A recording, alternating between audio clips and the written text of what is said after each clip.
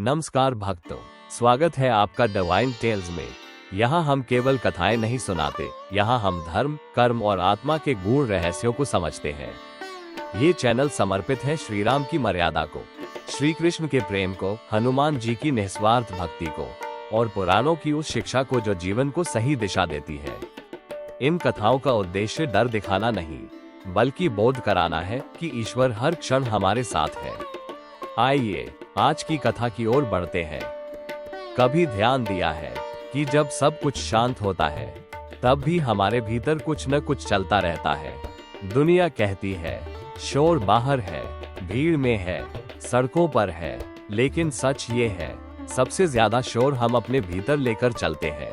हम हर समय किसी न किसी से बात कर रहे होते हैं, कभी लोगों से जो अब हमारे साथ नहीं है, कभी यादों से जो बीत चुके हैं लेकिन मन से नहीं गए, कभी डर से जो दिखता नहीं पर हर निर्णय को हिला देता है, और कभी भविष्य से जो आया नहीं फिर भी हमें सोने नहीं देता।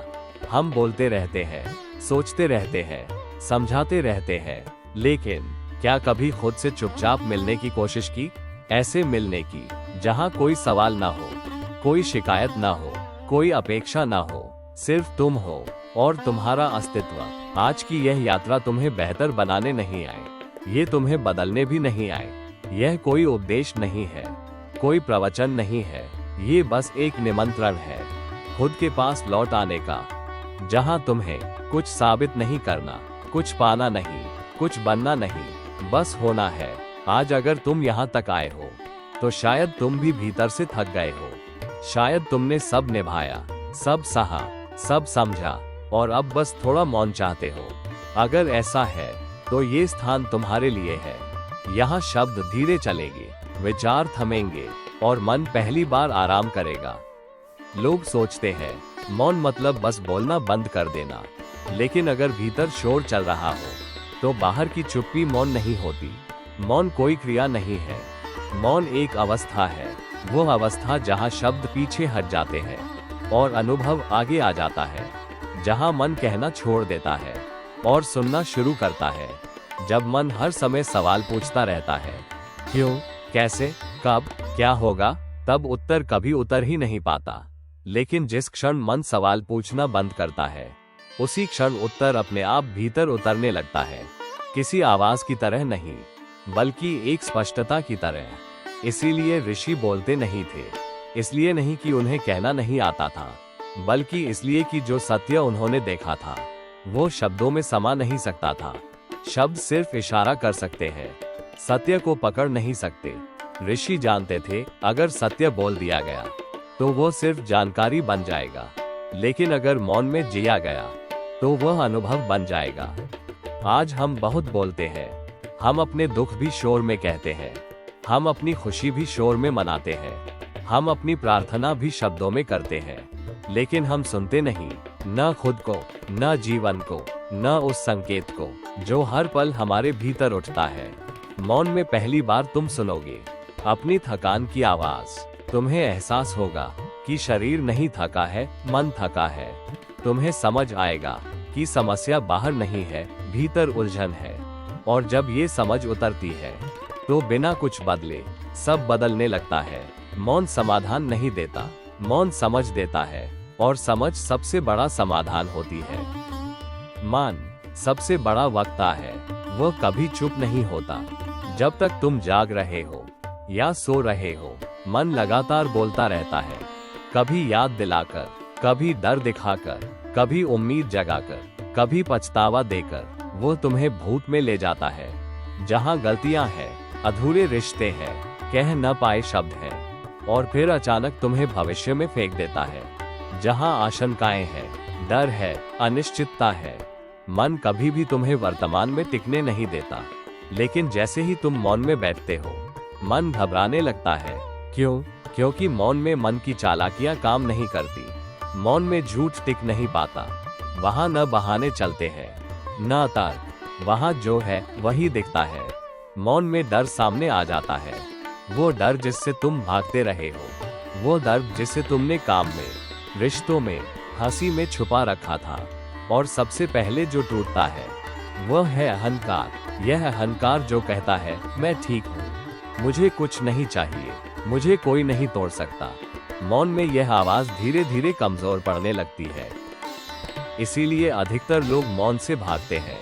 वे कहते हैं मन नहीं लगता, अजीब सा लगता है, घबराहट होती है। लेकिन वास्तविक कारण यह नहीं है।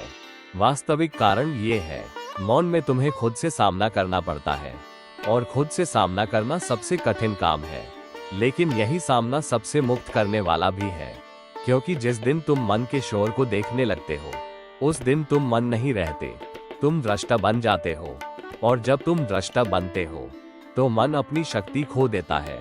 मन का शोर तुम्हारा शत्रु नहीं है, वो सिर्फ एक संकेत है कि तुम्हें मौन की जरूरत है। अकेलापन और एकांत दोनों दिखने में एक जैसे लगते हैं। दोनों में तुम अकेले होते हो, चारों ओर सन्नाटा होता है, लेकिन इन दोनों के अनुभव पूरी तरह अलग होते हैं। अकेलापन वो अवस्था है जहां तुम खुद से भाग रहे होते हो, भीड़ में रहकर भी अकेले महसूस करते हो, लोगों के बीच हंसते हो, बोलते हो, पर भीतर कुछ खाली रहता है। अकेलापन तब होता है जब तुम अपने ही मन से दूर हो जाते हो। और एकांत वो जगह है जहां तुम खुद के पास लौटते हो। यह कोई मजबूरी नहीं, यह एक चुनाव है। यहाँ तुम्हें किसी को प्रभावित नहीं करना, किसी भूमिका में नहीं रहना। यहाँ तुम जैसे हो वैसे हो। जब तुम सच में एकांत में बैठते हो, फोन बंद होता है, स्क्रीन बुझ जाती है, सूचनाओं का प्रवाह रुकता है, दुनिया थोड़ी दूर हो जाती है। और तभी बहुत धीरे से, लगभग फुसफुसाहट में, आत्मा पूछती है, क्या तुम सच में खुश हो? ये सवाल तुमसे कोई जवाब नहीं मांगता, ये सिर्फ सच दिखाता है। और अक्सर इस सवाल का पहला एहसास थोड़ा भारी होता है, क्योंकि हमने खुश दिखना सीखा है, खुश होना नहीं। हमने सब निभाया, सब पूरा किया, पर खुद से बात करना भूल गए। एकांत में यही भूल याद आती है, और यहीं से भीतर की यात्रा शुरू होती है। कोई तेज रास्ता नहीं, कोई चमत्कारी क्षण नहीं, बस एक ईमानदार मुलाकात खुद से, जहां कुछ टूटता है, कुछ छूटता है, और कुछ नया जन्म लेता है। एकांत तुम्हें अकेला नहीं करता, एकांत तुम्हें पूर्ण करता है। लोग अक्सर कहते हैं अकेले बैठने से डर लगता है, और यह बात गलत नहीं है। हाँ, डर लगता है। डर इसलिए नहीं कि एकांत खतरनाक है, डर इसलिए लगता है क्योंकि एकांत ईमानदार होता है। एकांत में कोई और नहीं होता दोष देने के लिए, न परिस्थितियां, न लोग, न समय। वहां सिर्फ तुम होते हो, और तुम्हारा सच वहां वही सामने आता है जिसे तुम अब तक टालते रहे हो। वो प्रश्न जिसका उत्तर तुम जानते हो पर स्वीकार नहीं करते। वो थकान जिसे तुम व्यस्तता कहकर छुपाते रहे। वो दर्द जिसे तुमने सब ठीक है के पीछे छिपा दिया। एकांत कुछ भी नया नहीं लाता, वो सिर्फ पर्दा हटाता है। और इसलिए मन डरता है। मन कहता है कुछ और कर लो, फोन देख लो, किसी से बात कर लो, क्योंकि मन जानता है अगर तुम उस डर के साथ बैठ गए तो वो तुम्हें नियंत्रित नहीं कर पाएगा। लेकिन जिस दिन तुम भागना बंद कर देते हो, जिस दिन तुम उस डर के साथ बैठना सीख लेते हो, उसे ठीक करने नहीं, उसे बदलने नहीं, बस उसे देखने के लिए, उसी दिन एक अजीब सी बात होती है। डर धीरे धीरे कमजोर पड़ने लगता है, क्योंकि डर देखे जाने से डरता है। तुम महसूस करोगे डर कोई राक्षस नहीं, वो सिर्फ एक असुरक्षित भाव है।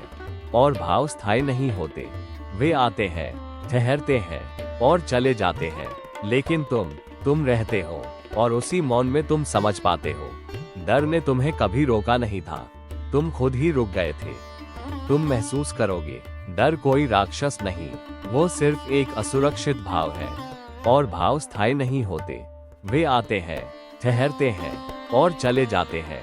लेकिन तुम रहते हो, और उसी मौन में तुम समझ पाते हो डर ने तुम्हें कभी रोका नहीं था, तुम खुद ही रुक गए थे। चमत्कार कोई अचानक घटने वाली घटना नहीं है, वह आकाश से नहीं गिरता, वह भीतर जन्म लेता है। और उसका जन्म बहुत शांत होता है, इतना शांत कि कई बार हम उसे पहचान भी नहीं पाते। जब मौन गहरा होने लगता है तो सबसे पहले विचार धीमे पड़ते हैं। वे पूरी तरह रुकते नहीं, लेकिन उनकी पकड़ ढीली पड़ जाती है। जैसे तेज बहती नदी धीरे धीरे शांत सरोवर बन जाए।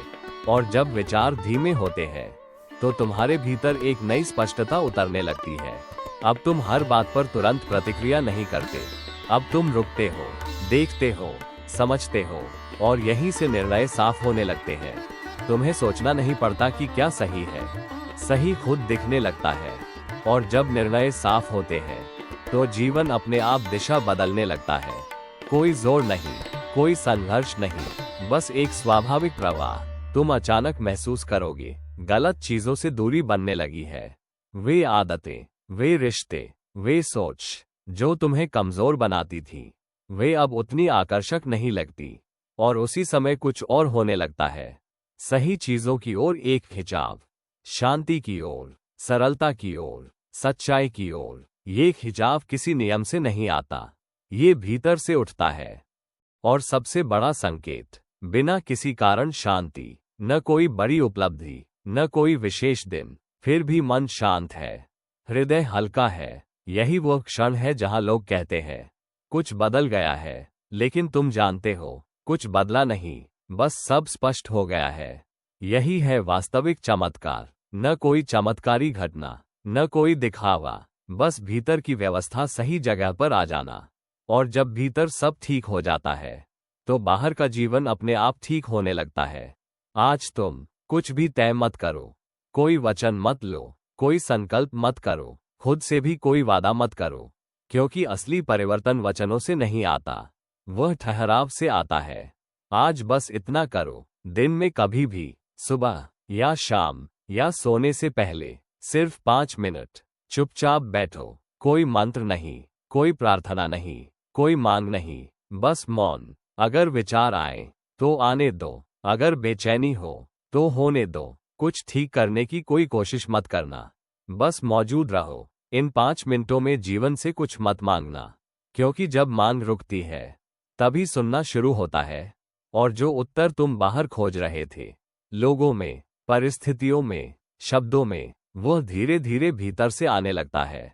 किसी आवाज की तरह नहीं, बल्कि एक भरोसे की तरह।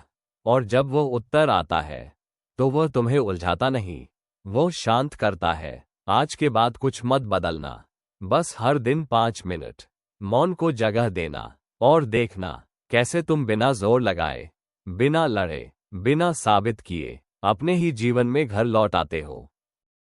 अगर यह कथा आपको स्पर्श कर गई हो तो लाइक जरूर करें। और ऐसी ही धर्म, भक्ति और प्रेरणा से भरी कथाओं के लिए डिवाइन टेल्स को सब्सक्राइब करना न भूलें। आपका सहयोग हमें और बेहतर रचनाएं साझा करने की प्रेरणा देता है।